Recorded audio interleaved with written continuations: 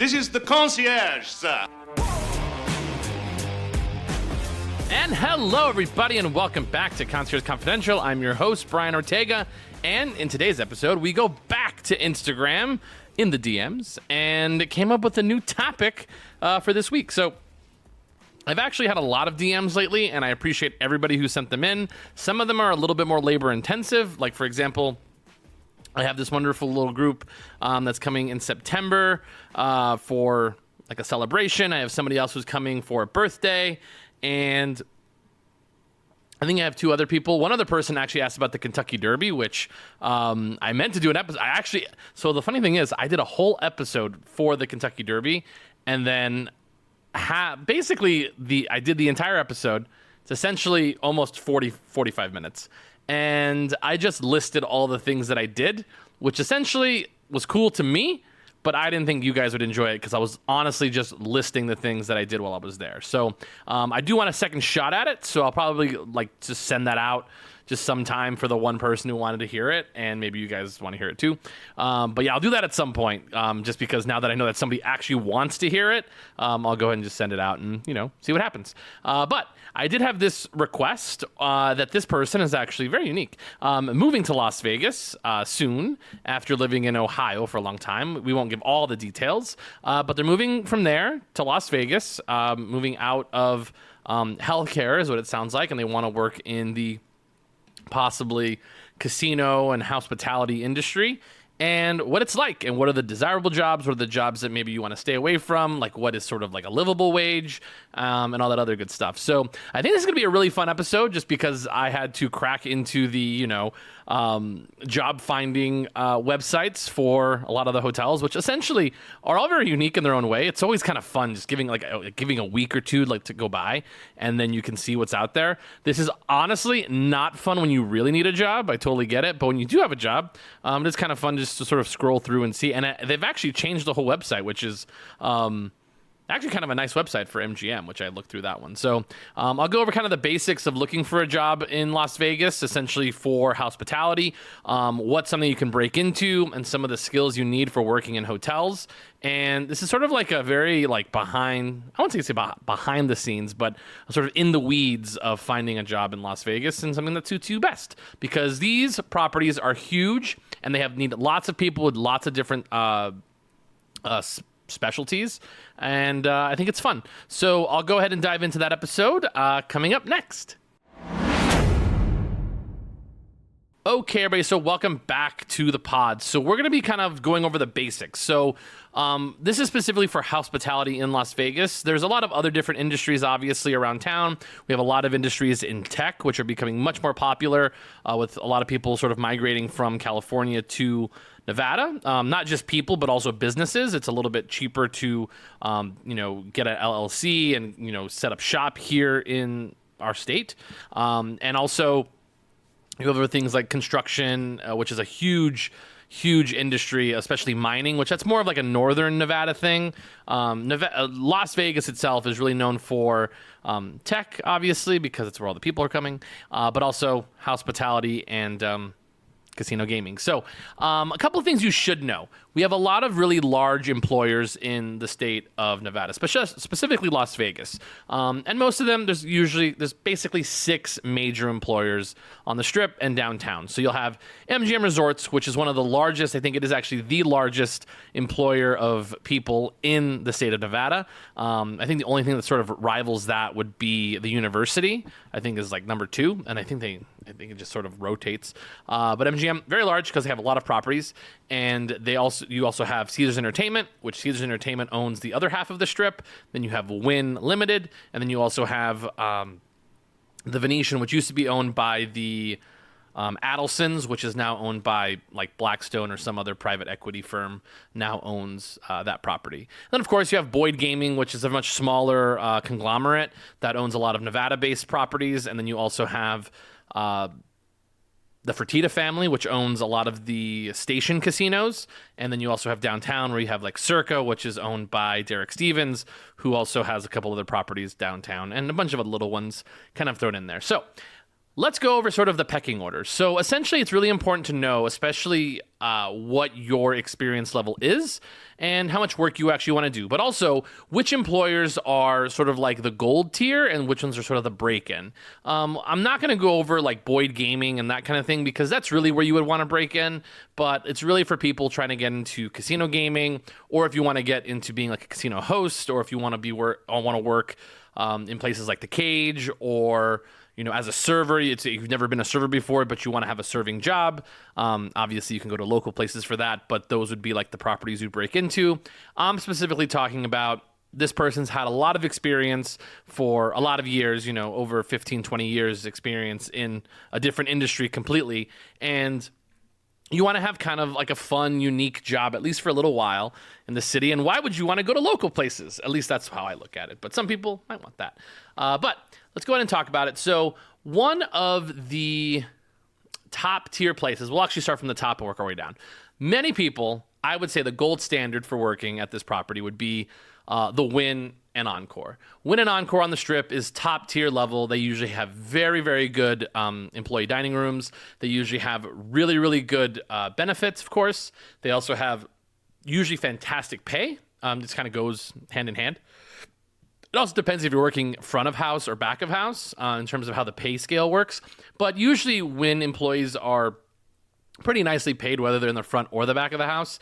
The only difference is if you're in the front of the house and you work a front-facing job, for example, like the front desk or concierge or a dealer or a bartender or waitress, you're going to get a very high caliber player or high caliber guest who will probably tip you a lot more. So it's just one of those things. So the Wynn is top tier. Then I would say the Venetian. The Venetian, just because it is it's a very large property. It's actually the largest property in the world. It has over 7,000 rooms if you combine the Venetian and the Palazzo.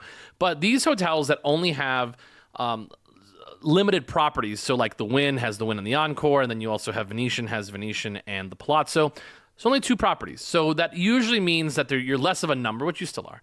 But there's a little bit more care and a little bit higher expectations for those properties because they're not so spread out. Places like Caesars and MGM have so many employees that they have to cover so much square footage that sometimes you are very much just a number. And it's a little harder to stand out there just because but the thing with that is that you get a lot more area for movement. So places like MGM Resorts or Caesars, you're able to transfer to other properties a little bit easier, and you're already kind of in the pipeline. As for the Wynn and the Venetian, you are kind of like in that one silo, but a lot of name recognition comes with saying that you've worked at the Wynn or the Venetian properties because they know the high level of expectations there are for those properties. So Wynn is at the top, Venetian is second. I would then say MGM Resorts is probably in the middle just because they have the widest range of high-end and more moderately priced properties. And moderately priced is typically more affordable properties where you're going to get, a less high caliber guest who tends to be a little bit more on the, they're going to travel on the weekends and they don't expect a top tier level of service, but if you give good level of service, it's usually above and beyond of other properties that they may have visited. And again, that's a harsh generality, but that's what I'm talking about. So MGM Resorts is very much like in the middle where you're able to break in, but they do have some properties that are harder to sort of get your foot into because of their level of guests at those properties. Then you would have Caesars Entertainment, which I would say is probably of all the tiers on the Las Vegas Strip, probably on the lower end tier because they tend to focus a lot of their time and energy on the more affordable guest experience. So they really only have like 2 very high-end properties, Caesars Palace and you can throw in, you could say Cromwell, you can say the Paris, Planet Hollywood. Again, it sort of just depends on sort of your level of what you think high end is. But they definitely have one, which is Caesars Palace. Nobu is a very small property inside of Caesars. And that would be sort of like a break-in property. They also have many, many jobs on the Strip, including places like the Link, which does have a lot of break-in jobs for people who are, under the age of 21, because they do have places at the Link which are 18 and over. So you're able to work there without alcohol. So let's get into it. So what are some of the desirable jobs? It really depends on your skill level and what you're looking to do. I would say if you're somebody who, like the person that the person that messaged me about this particular topic, who's going from healthcare and wants to go into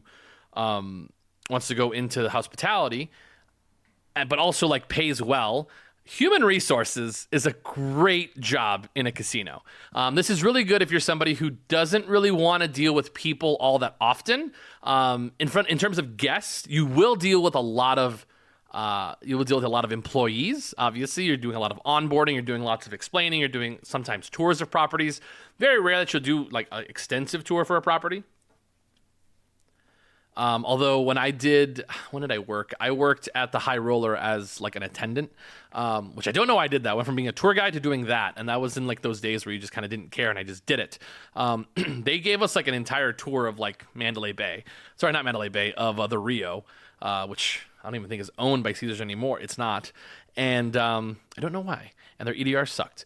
But human resources is a fantastic job in a casino, just because it is quite stable. You also get, I should actually cover this before I get into the particulars, but essentially working for a hotel on the Strip specifically, we'll get to downtown later, but on the Strip, you get great benefits. You typically have great benefits in terms of healthcare. Almost every job comes with healthcare unless you're like part-time, or if you're going through the Culinary Union, which they have their own healthcare system, which is completely different. I don't even want to get into that. Totally different thing. I was never part of the Culinary Union, but I know people who were, and you actually have to get their healthcare through them if you go through them, and there's dues. We won't talk about it. Also, like, you can be part of the union, it helps, but you have to go stand in a picket line every couple of years. But they have a lot of their own systems, which have minimums that they have to be paid if they get hired inside of a hotel. But anyways, so good benefits. You also want to make sure when you're looking at working someplace, if they offer lunch, or if they offer what's called an EDR, which is an employee dining room, which the food is usually included, usually for lunch, breakfast, or dinner. It's essentially your lunch when you go there, which usually cuts down on how much you spend, working that week. If you work 5 days a week, you don't have to pay for lunch. Although I still paid for lunch because you would get tired of stuff at the EDR. But some EDRs are better than others. They're usually very, very large. They're very much like a cafeteria. If you worked a corporate job that has a very large, footprint, the food is usually pretty good. A lot of times, little secret. I worked at MGM Grand. A lot of the food that we didn't use but a lot of the ingredients, if we didn't use them or such for the buffet, they would make their way to the EDR. I heard they used to do like cooked to order steaks, which that sounded cool, or burgers. We never got that, only for special occasions that they did stuff for like Thanksgiving and Christmas. But you always want to check if they have an EDR, if they offer benefits. Of course, their benefits are usually very good. Some places have their own gym. So, for example, Caesars Entertainment, when I worked there, when you worked for Caesars, you did have access to their Caesars-only gym, Caesars employee gym, which was across the street from the Palms, and it looked fine. It wasn't like, the greatest thing in the world, but it looked just fine.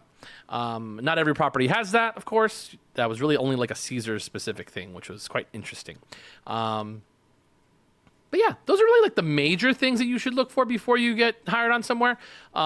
Make sure they have parking. There is a place downtown known as, Circa, which the employees do not get to park in the parking garage, which I think is very interesting. And if they do, they have to pay for it. So also check and see if parking's included. Most places on the Strip, it is customary that they have an employee parking area because the Strip is very large. They don't want you to be late, and that's usually where it goes. So keep that in mind. We also have a lot of like 10-hour shifts. This is not something that you would catch, a lot when you're doing like the interview process. This is more something that you'd have to ask once you're like already hired, or just before you're hired. Like for MGM, when I used to work as a concierge, they offered 8-hour shifts or 10-hour shifts. And with 10-hour shifts, you typically only you got 3 days off instead of 2. A lot of times they were split up the days, so you usually didn't get 3 days in a row. You usually got 2 days in a row and then like one random day thrown in there. It's usually what the case is. Usually 8-hour shifts, you do not split shifts. You usually get, your 2 days off back to back. But anyways, human resources, let's get back on track. Human resources, great job to have, especially if you're somebody who's going from like a job where you did a lot of, let's just say, filing or a lot of sort of clerical work. This is a good sort of transition. A lot of jobs, when you go to hotels in Las Vegas, don't always require you to have a degree. That's always another question, is like, do hotels require you to have a degree? A lot of times they do like if you have, especially if you're going to be a manager at some point, or like a supervisor or a director, to have an associate's or a obviously a bachelor's degree, especially in something of that nature. They usually like a lot of like business degrees. Like, you're going to find a lot of people in casinos tend to have like MBAs and that kind of thing. I don't know why. A lot of times in casino marketing, they usually like you to have a degree in that particular area. So I'm actually looking at the human resources. I was just like looking at jobs. So I pulled up the WIN sort of like page, and one of them is a clerk for employee relations and human resources, which typically is in back of house. So you don't see a lot of, guests, which sometimes people like. Just depends on how much you want to interact with, people having a bad day. Usually they're having a good day, but this is sometimes where you're like, do I want to deal with you guys right now? So they usually don't list this is another thing. They usually do not list how much you would make, depending on what it is. Usually for somebody like human resources, that's usually a salary job. It's usually not a hourly job. A lot of jobs in hotels are hourly in particular, typically, and they're very much like very regulated to how much you work. So, and they keep it, pretty on par. Like right now, I work for a media company, and you like sometimes work more than the time you have to work, but it's a little bit more fluid. Like, you don't have to take a break at this time and that kind of thing in terms of what I do as a producer. I think a lot of people in media kind of know that you just kind of go and go and go. And you kind of work on your own time. But hotels are very, very strict on terms of how many hours you work, how many hours you don't work, how much break time you have, and that sort of thing. So when I worked as a concierge, you usually got, I think, a 15-minute break. You got two 15-minute breaks, and then you got, actually, we didn't really get breaks. Kind of just took a break when you wanted to. But it's typically 15-minute break, and then like a 45-minute lunch, or a 30-minute lunch is like what's required. We usually took an hour lunch, which essentially is why the breaks like didn't come into effect. So we usually got an hour lunch for our department. Most departments, they give you about 45 minutes is usually the normal. That's usually the way it goes. So like we were like 7 hours working, and then 1 hour for lunch. Some places it's 30 minutes for lunch, and then you get 15 and a 15 and all that good stuff. But for example, this one here is full-time, obviously. And again, you have to work with people essentially that work at the property. But yeah, I'm kind of just reading through it. It doesn't give you a lot of details in this particular rundown. Sometimes they do. Sometimes they're quite straightforward with, what they need from you and that kind of thing. And if you look at it, you do not need a degree to work as a human resources clerk. So that's quite nice. If you have one, it's just a plus. So that's really great.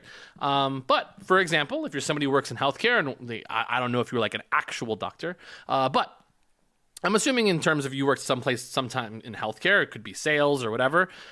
This would be a good like transition job that also pays pretty well. I would definitely say that somebody who works in human resources makes somewhere between $55,000 and $65,000 a year. That is very, very much a generalization, but I've kind of looked through like Indeed and kind of what the general take-home pay would be, or oh my goodness, range. And I would say that's a good like starting point, depending on where you are. And again, plus benefits and all that other good stuff. So that's a good place to start. So I would say like human resources, a great place to start for somebody who's moving to another city that really wants to get into the casino business, but isn't specifically like been working in a hotel all their life. Because really human resources is sort of translates quite well, like to other different places. But for example, let's just say you wanted to work maybe a little bit more directly with other people. I did find this other job, which is at MGM Resorts at Mandalay Bay, which is nice at MGM Resorts because they actually have so many properties. You kind of just click through. This is a sales coordinator job. Sales coordinators, you have to sort of double check. Sometimes it is for the convention center. Sometimes it's for the hotel. A lot of times sales coordinators sell big chunks of rooms. That's usually what they do if they work for the hotel. And that's usually if someone's coming for like a wedding or something, they will call, the sales team and they sort of put together what the block of rooms would cost for all that. This particular job does list, how much you would get paid, which this one says the starting rate is $20 an hour. Just for reference, because it's like, oh my goodness, how can it only be $20 an hour? As a concierge, I think I made like $17.50, or I think it was like maybe $17.50. It's been such a long time. Plus commission, so that always really helped. I would have loved to make $20 an hour at that point in my life, but obviously totally different times have changed. But yeah, $20 an hour is okay depending on what you're looking for. I would say that's kind of minimum of like where you'd be able to get like a 1-bedroom apartment in Las Vegas. If you have, a significant other who has another like pretty steady job, this is doable. And of course, there's room for growth. This is obviously like sort of like the bottom tier level, break-in level for somebody in sales. If you're able to get in and then work your way to something like a sales coordinator or representative for the convention center people make bank. A lot of people who work in sales, specifically conventions, do get bonuses depending on how you did in that quarter. A lot of bonuses in the casino business are based on how you did the quarter. Sometimes if it's casino, it could be very, very large. Sometimes it could be very, very small, depending on your win-loss. A lot of people right now are not getting very large bonuses because a lot of the money coming into town is down. But conventions are usually pretty solid, and they usually have a lot of like return guests. And of course, you have like the odd wedding or celebration. So these jobs tend to be very, very, interesting and fluid, and really like apply for a lot of growth. And also, you don't need a degree for this, which is quite nice. They do also like ask for like the ideal candidate of what they're looking for. So these are always kind of nice to have these sort of broken down. It's also a good way to build your resume, like how like the words they're looking for, because a lot of these are automated. But ideal candidate, high school diploma or GED, 6+ months prior relevant experience in an administrative role preferred. So essentially that just means you know how to file something. But really, with sales coordinators, they tend to do a lot of not like the direct sales sometimes. They're very much part of like the sales team in terms of, putting together packets and then sending them out and, follow-ups and that kind of thing. So one of those things. One thing that I didn't actually say in the beginning of like working in hotels, the cool thing about hotels is that, yes, you can have a degree, you can go to school and get like a hotel management degree and everything. But there's reason a lot of people get them in Las Vegas. It's because it's kind of easy. They do have a lot of accounting classes that I did not want to take. I got my degree in journalism, which means less math. But it's very common sense. Like if you take hospitality, like 101, which I did, which was a very fun class because I worked in hotels at the same time. So it was kind of cool learning like why our business is like this. But it's a lot of common sense. It's a lot of like, how do you treat a guest? How would you want to be treated? Having empathy on, guest issues. Because a lot of the time, the like soft skills that you can't learn until you've dealt with it is dealing with guests, dealing with angry guests, dealing with frustrated guests, dealing with guests who are having like the worst day of their life, even though their room is, it's fine. The temperature is fine. But you have to be able to empathize and be like, yeah, I would actually hate it to be hot in my room, just like you. Let's try to figure this out. And a lot of it is problem solving. I mean, problem solving is important for everything in town, but it's just everything in life. But it is expedited when you're working in something like hospitality, because you don't have a long time to figure out these problems. You usually have like, maybe a couple minutes, maybe like a couple hours is even great. But it is important to be able to think through those things to, get through that, and at a high volume, because you do have lots of guests. I always told people what I loved about being a concierge and what I loved about helping things and why it was so important to do well at your job is that this is somebody's house, essentially for the weekend. This is their house. This is their home. And if you look at it as your house, as an employee, it's your job to be hospitable for this person and to make sure they're having the great experience that they built up in their mind that you see every single day.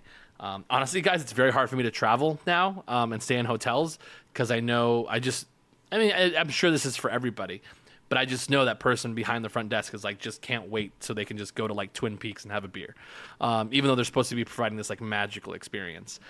So that's usually kind of my tough thing about traveling, but I would say that's a really good maybe starting job, and hopefully you can move out of that.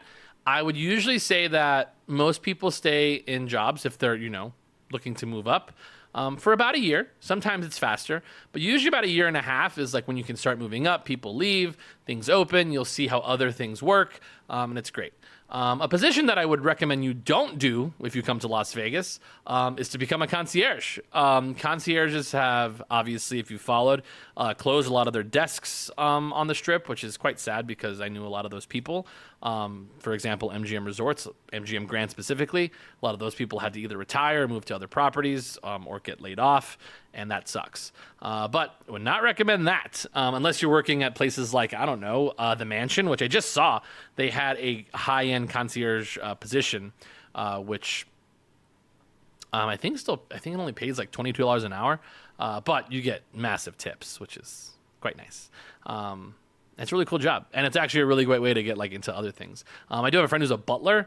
Those type of positions obviously take a lot of years in hospitality, and a lot of times you'll see that like they want you to work specifically in hospitality first before you move into something else. A really obvious place to look if you're looking for a place to break in is working in food and beverage. I've never been a food and beverage person. I've never wanted to work in food and beverage. I could probably do it just because, overall personality, but also just becoming a concierge and doing that kind of thing. But working in food and beverage is like a totally different world. You work very, very strange hours. It's probably one of the hardest working positions of the ones I'll probably list today, other than maybe like an EVS worker. By the way, EVS stands for, janitor. But EVS is environmental services. And they're typically the people that, do a lot of the cleaning inside the property, but are very important to the process of a hotel. But usually you'll find a lot of food runner jobs, a bus person, a waiter, waitress, a bar back, all those kind of things. I would definitely say those are like young people jobs because, again, it is a lot of work. I don't want to do it, but it is a lot of moving, it's a lot of shaking, it's a lot of crazy hours. Like if you work in a restaurant that does dinner, you're probably getting off somewhere closer to around midnight. If it's like a standard like steakhouse, most steakhouses in town close around 10. You'll probably be there till, 11 o'clock, 11:30, maybe cleaning or counting out or tipping out or whatever. Then you go. If you're a bartender, bartenders have the absolute weirdest schedules all the time. Sometimes you'll work like a graveyard shift, which sucks. But honestly, being a bartender is a fantastic job in Vegas and actually quite competitive in Vegas. And it does depend if you're male or female, how fast you're able to go up the ladder. If you are a female bartender, again, one that maybe looks like a model, because again, lots of competition. It is tough. I mean, it's a little bit easier for you because the normal sort of trajectory, for example, for a bartender who's male, will usually work let's just say for a restaurant, will usually work as like a food runner. Then they'll learn how to be a bar back. And after being a bar back for maybe, 2 years or a year and a half, the year and a half would be fantastic. They'll become like a bar apprentice, which still is not like full-time bartender. And then when somebody finally like leaves or wants to go become like a nightclub promoter, they leave and you become a bartender. And it takes a lot of work to do that, especially for a very nice property. For example, like Delilah's, where I go a lot, being a bartender there, a lot of them are from the opening team because it is one of the nicest gigs in town. It's very, dependent on you being able to deal with very, very extravagant people, very, very extravagant demands, and, look great doing it is essentially what it is. But I know a guy who owns, almost a $400,000 house being a bartender. So it is doable, but a lot of work, lots and lots of work is required. But other jobs that you can find like in a hotel setting would be like a Like a cage cashier is a very good job that I usually see a lot of people who are usually more like middle-aged that want to still interact with people, but also make a decent amount of money because people who do that are, tipped out pretty nicely. Is again another job that doesn't require like a degree or anything of that nature, but very good way to break into working in the casino side of the business, which is very difficult. Really working in the casino part of the industry, you have to be comfortable with money. Because like working like the front desk or as a concierge, you really have to be good with people, because a lot of the time the money itself is just, hey, you're staying in this room. It's going to be, $650, for your whole weekend. And you go from there. And maybe you do a little bit of sales, but being the front desk worker is a good way to break in, but it is a very tasking job. And you actually make pretty good money being a front desk agent, but it's tough because you don't find a lot of full-time jobs doing that. Like I was looking through this, very rare you find like a front desk agent job available. Like at MGM Grand, we had, I think, 36 kiosks, which is I think the largest in the entire, in the United States, at least in Las Vegas. I think we could stretch it to like 45 particular spaces where there were workers, a lot of full times, and they had like I think over 300 people on their like payroll, and it's a lot. So it's tough getting a job if you can, awesome, but it is a pretty tough job and you have to be pretty quick. Lots of standing. If you're working in hotels in Las Vegas and you're not like a PBX operator or somebody that works like with guest services where you just sit in a chair all day, you will be standing a lot, and that is sort of like comes with the territory. Lots and lots and lots of standing. When I was a concierge, we would stand at least for 3 to 4 hours for one half of our shift, and the other half of the shift we were able to, sit down in the back usually. But that's a really good way to get into hotels, is working the front desk. You usually make about $17 an hour, maybe 18, just depending. I don't know. It's been a while since I worked, but you also do get commissions for upsells and all that good stuff. So that's always nice. And tips, really good tips. A lot of $20 handshakes. That's usually what happens. But again, that's for like working in the hotel, and that's always a good way to sort of work your way up. A lot of people who are vice presidents have started as front desk agents. Then, of course, the casino side. So the cage cashier, if you want to work as a dealer, that's cool too. But working in the casino part of it is pretty tough to get into, I have to say, just because there's not a lot of jobs to break into. I mean, it's casino cashier, like clerk for the casino marketing team, casino host. And then, of course, the dealers. But that could be a really fun job. And again, like I said, you have to be very comfortable with dealing with lots and lots amounts of money, and understanding that money in this town is all relative depending to the person that you are talking to, because $100,000 to somebody is really just their weekend here. So you have to get comfortable counting and seeing a lot of money be won and lost, and just be totally cool with it, and just being able to say, that's $150,000. How would you like those in bills? Usually large if you're able to get that amount. But those jobs are, pretty. They're not well compensated.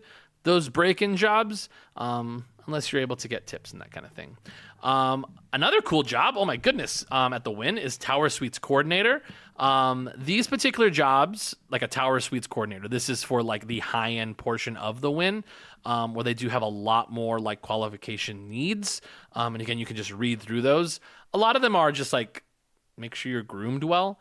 But a lot of these places you have to be 21 or over. Obviously, that's a little bit more easy. If you're able to speak another language, it's very, very helpful. If you are able to speak another language, I would highly recommend that you work in casino marketing, whether it be, English isn't kind of as a second language if it's your first. But if you could speak, obviously, English, but also Spanish. If you're able to speak Japanese, Chinese, Mandarin, or Cantonese is very helpful. They typically like you to speak Mandarin because that's sort of like the general Chinese that's spoken across the world. But if you could speak Cantonese, that's even better.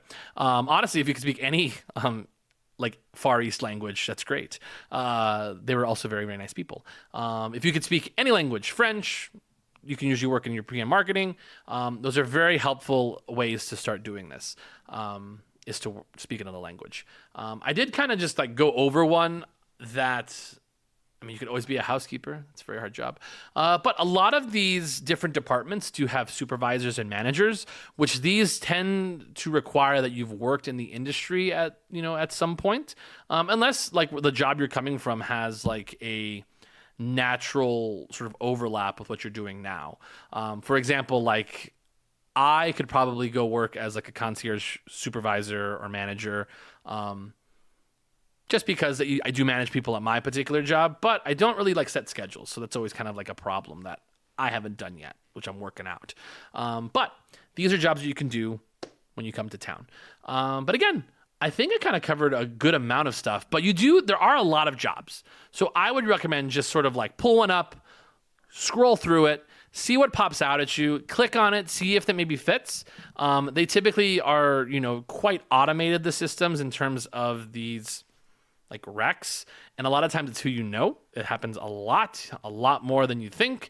If you're able to be like a banquet server, like if you really want to do like the service thing, banquet servers is a really cool job. Also, if you want to work in nightlife, good luck. It's a tough job. I'm not gonna lie. But also, I mean, if you want to work as an engineer, it always comes down to like, what is your skill level at those things? For the person who I'm making this podcast for, I didn't ask her a lot of follow-up questions because it's a little bit more personal for this particular thing. But I just kind of wanted to sort of dive into it, and I think it's very interesting. I did see that they worked, a job, they worked in a certain industry for 20 years. So I'm kind of guessing like they don't want to do something that is highly physically intensive. Just because, hey, who wants to do that? I don't even want to do that. So like I didn't really look up nightlife security guard, which is really fun to sort of talk to those guys. Those guys are cool. But again, just like know who you are. Another thing in this town that is sort of like not different than other places, but like in like Los Angeles or Miami, if you want to be like a cocktail server, that's always cool. That's a very well-paying job, but that is very much like, are you a model? Are you not? And it's kind of a hard thing to get into. But for example, look at this one from The Win. We have executive host, Middle Eastern and European marketing. I know before I even click that button, you have to be able to speak at least Arabic, or you're able to speak like Italian or French or German for this particular job. So let's click it and see what happens. So executive casino host, which executive host is higher than a regular host, obviously. These people tend to be MBAs because they have to be able to, it's very much business savvy. So let's look at the qualifications. Bachelor's degree in business, marketing, or international marketing. They want you to be able to speak English plus Middle Eastern language. So Arabic is usually one, or Farsi if they're from, Iran. But yes, preferably Arabic because it's a very large speaking like set. But yeah, so this one actually is a lot more like Middle Eastern looking, Middle Eastern like skewing for this particular job, which makes sense. We do get a lot of people who are from like Saudi Arabia and places like Egypt and places of that nature that like to gamble. Again, think gambling. So yeah, I would say like the easiest thing for somebody who like works in like healthcare, this would probably like human resources is kind of the bet. I would say if you're looking to make like a decent income to be able to work in this city, but also do a job that feels a little bit more, like a real job, and not super breaking in, I would recommend that. Front desk representative can always be really fun. And if you want to do something different, we have great things like florists, which makes great, it's really fun that we have so many different types of jobs. The florists are really, really good in hotels because they have to deal with a lot of different things for the property itself. And then also, for any special things that come up like weddings or birthdays or that kind of thing. By the way, like when you click on the florist job, it is a lot of stuff that you have to learn how to do. That's wild.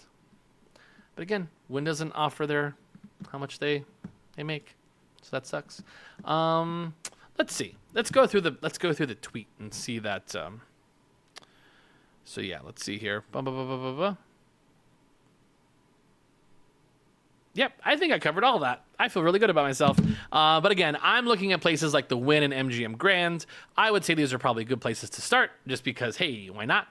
It is okay to have multiple multiple things out there. That's always good. We do also have a JW Marriott in town, which I would recommend. That's another good option, especially if you wanted to work somewhere that's off the strip but luxury, but also a slower pace that doesn't have the volume that these properties have.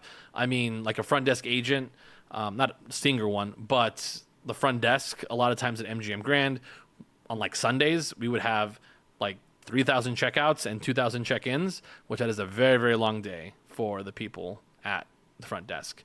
But again, I think I covered it pretty good. Just so you know, a lot of places in town, if you are going to rent an apartment, a lot of places going up. Most places in town are usually between, for like a one bedroom, between $1,500 and $1,800, depending on what area of town you're in. Obviously, you can get some for less if you know it's a certain part of town.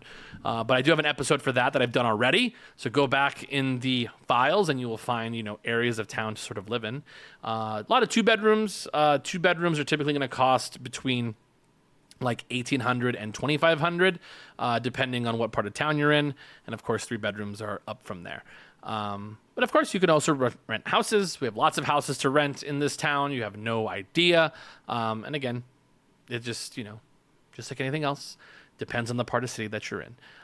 I like working on the strip. I think it's really fun. I think it's very interesting. The coolest part about working a front-facing job, or even the back of house job, is that you tend to deal with a lot of other departments, which helps you learn those departments. So if you can get your foot in the door at places like MGM Grand or the Wynn or the Venetian, you're going to learn about other departments and what they need and what they want. That's a good way to start. Ooh, let's do one more. Let's look at. So we have supervisor for convention and banquet setup. So let's just sort of look and see what it requires. But again, it's a lot of common sense. I've dated a lot of girls that have worked in conventions, and they get very stressed out. I'm not gonna lie, but again, it's kind of fun things because you're dealing with like bridezillas and all that. And again, I never actually had to do it myself, but it seemed like a very interesting job. A lot of moving parts and figuring stuff out. So let's see. This one doesn't come with a price tag, just because they're a supervisor. But let's go ahead and look and see what the ideal candidate needs. They want 2+ years of relevant setup and teardown functions for events, arenas, conventions, or convention center type stuff. Yeah, this is okay. This is more like you have to work in the business for a while. That's kind of what happens a lot with these supervisor jobs. And a lot of times they have to actually post these, and then they'll just tell their friends to apply for it, and then they just hire them that way because they have to give it the good old college try. And you can also try seasonal jobs. It's always a good way to sort of break in, especially if you have, the means to do that. Just because it's a good way to get in with that property, and they're a little bit more, forthcoming with people who are seasonal. And a lot of times they'll bring you on full time, depending on, how it is. It's also a good way to gain experience, is being like a seasonal lounge runner, or a bar porter. Those are more like summer jobs, but it's a good place to start if you want to work quickly. One more these are kind of just popping up as I'm going through, but a VIP lounge representative, that's actually a really cool job, just because you are able to deal with guests. You do have to deal and understand sort of how casino marketing works, just because you usually working with casino, M Life cards, for example. And this person's job is $22 an hour to start. And again, that doesn't include tips. But this particular job usually entails that you are working like a front desk type job, where you are doing VIP check-ins, checking people in, checking people out, but less volume, usually a lot less than someone who works at a regular front desk. But again, it's very, very much common sense and having a good personality, being able to smile through it, being able to be very diligent. And I think this would be a cool break-in job, is to work like this. So yeah. So anyways, that's the episode. I know I kind of ran out of things to talk about, just because, how much more can we just list through jobs that you can probably do? And again, I don't know what your lifestyle is. Maybe you want to work a really, really extraneous job, like a housekeeper. But I don't know if you'd want to do that after so many years. But again, It's very hard work, but someone's got to do it. I've made one bet in my entire life. But if you want to follow me or you want me to do like something for you guys in terms of episodes, DM me, conciergeconfidential_LV, or my personal one, Brian Ortega 26. There's an underscore in there somewhere. So Brian Ortega _26, and message me some of your topics that you may have wanted me to cover. So thanks again, everybody, for listening to the podcast. Make sure you check me out on all the socials. If you see me out in town, I'll probably be out walking around. I'll go have a drink somewhere. I'm at the Fountain Blue. I'm usually at the Wynn. Those kind of places. If you want me to try. Actually, I'm going to throw this out to everybody. Let me know where you guys would like me to check out next. I've kind of just sort of settled into the places I like to go to, but if there's a place that you guys want me to try or give you like sort of an update on and what it's like, as long as it's not super, super expensive. I mean, again, I go to Delilah's a lot. As long as it's not super, super expensive, I will probably try to venture there and let you guys know what it's like. So again, thank you so much, everybody that's listening. Thank you so much for everybody for listening. Make sure to check us on all the socials. If you see me out in town, make sure to come up and say hello. Remember, keep it confidential.